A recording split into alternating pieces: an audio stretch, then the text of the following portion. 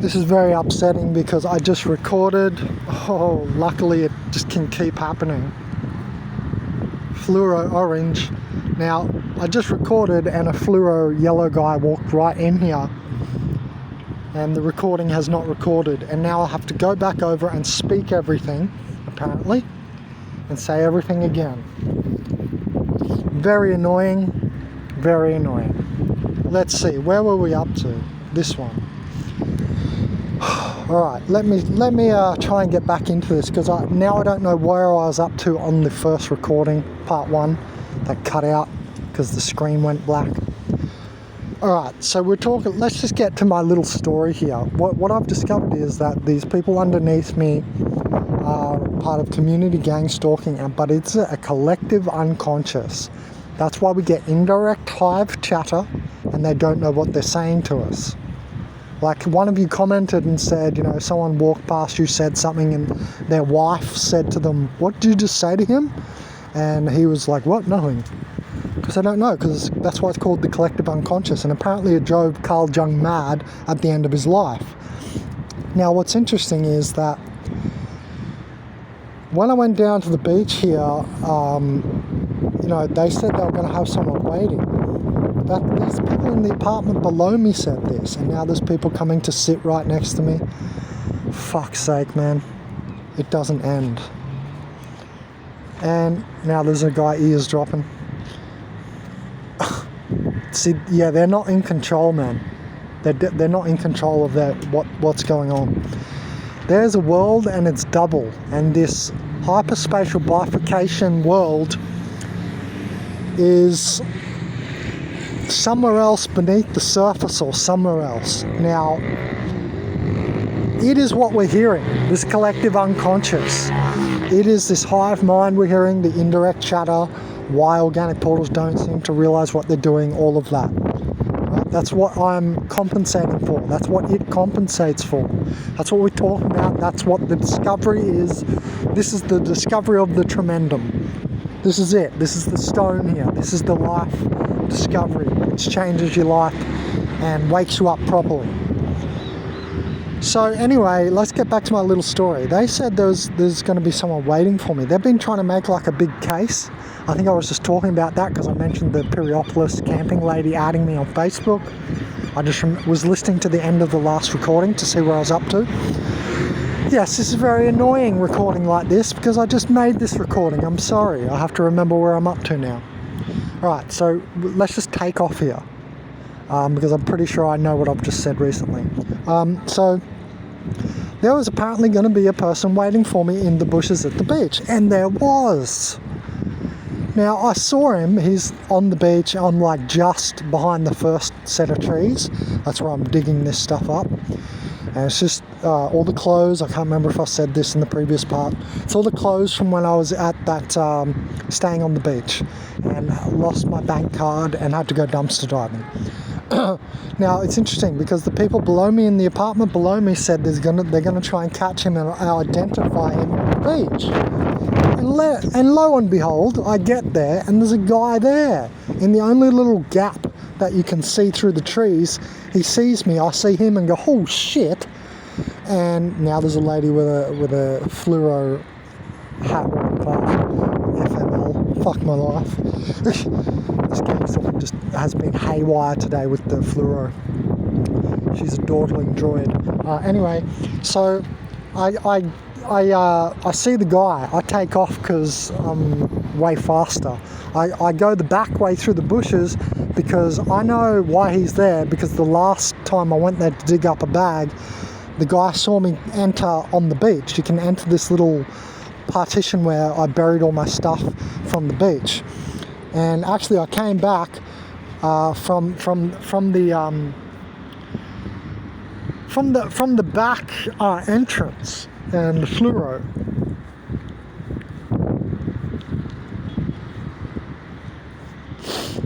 Fucking unbelievable, man. So I came through the back way, right? I'm sneaky. I came through the back way, and lo and behold, the guy was there though, waiting, and I'm just like, what?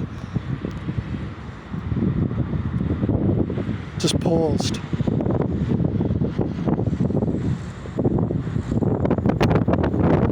Seriously. Seriously. It doesn't stop. Anyway, so I'm bailing out through the beach track. I get on the front road. Sure enough, old mate catches up, but I'm ages away. So all he can see is my jumper, what I'm in.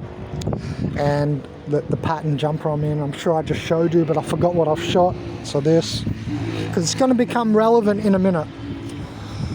And so I'm walking actually up the road, and then I turn right here into this video we're about to watch to go up to the bus stop. Now, you're going to hear me say I saw the guy from Gangstalkers Are Egomaniacs video, and indeed I did. This guy, man, has just paused in front of me, by the way. I'm going to turn the opposite way so he can't hear a thing. Yeah, so I'm there now walking up the main road, and this is what happens. I just went to pick up my bags, another bag down on the beach. Oh, they're all paused in front of me. Very interesting, not only that we have an fluorescent orange dog walker right here across my path, ears dropping. But we had a guy waiting.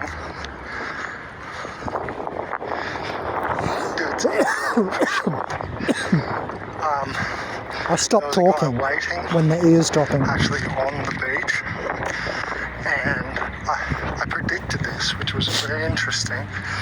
That I predicted it. This dude is just right in front of me still. Where I've dug most of my bags in of clothes, and now he's on the main road behind me. He's got a yellow jumper, and if we see a guy with like an off yellow jumper at the bus stop, I'll show you him. But he was actually sitting on the beach. He saw me too. I had to duck. I couldn't believe it happened because I heard it on the hive mind. From the apartment below me. Yep. At my apartment, an hour and a half north. I heard they're going to wait for him near where all the rubbish is because I can't take all the stuff. So there's some rubbish left. And they said, we're going to wait for him and identify him and say, you've been putting the rubbish there. But they can't do that anyway. It's so stupid. But that doesn't stop. That doesn't stop a urine wine. They'll try. So we'll see if a guy comes after me there. No, oh, guess who's there? It's Maniac Gangstalker Dog Guy. So he's there right down to the left. Right down the end of the road, you should see maroon. It's very difficult to see, but I can see he's there because he was standing there looking at me. Just like the guy in the yellow down on the beach, when he made it to the road, he stopped and was looking at me walking off. Now, isn't this interesting? Very interesting. It gets more interesting. So I showed you what I'm wearing. Check this out. This lady walks past me, has a pattern, basically the same pattern on, like an Inca style pattern that's white, like I have, with, like blue jumper. And the way she looked at me was sus, and I just knew, Just checking if we're still recording. And then I walk up to the bus stop and this. And you know who I think this guy is? I think this was the guy. He's a sergeant from the police station. He's the one who ripped my shirt at that camping Marindia. Remember that footage? That's still up, where I showed the guy's face and my ripped shirt. I'm pretty sure it's the same guy. Then I walk past a lady, and there's a watch shop right there.